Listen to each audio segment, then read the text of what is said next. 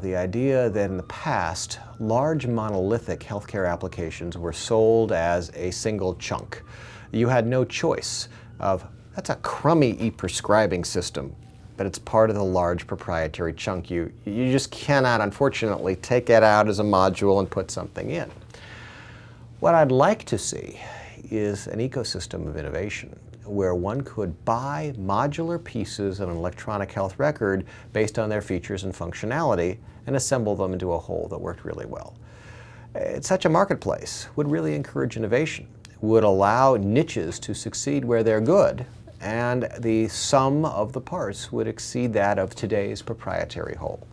So I very much like that idea, and we're doing a lot of research at Harvard to provide the infrastructure to support a platform of computing that's truly based on meritocracy.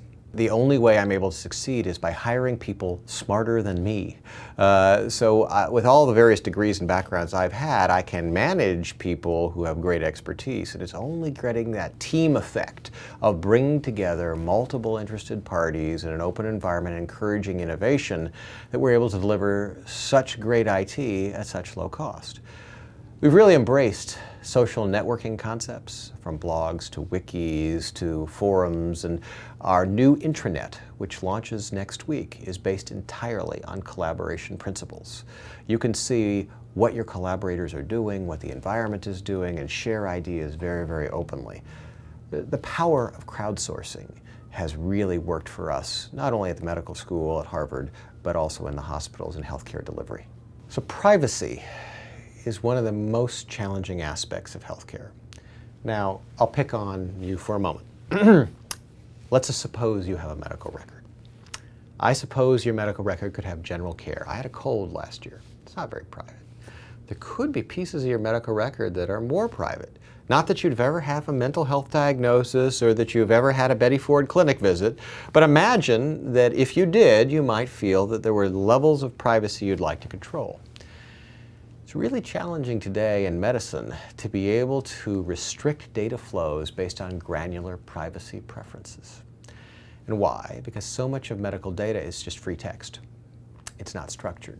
So what you're seeing happen in medicine is moving doctors from unstructured free text to more structured data where they're using open standards to describe a problem with a code or a medication with a code.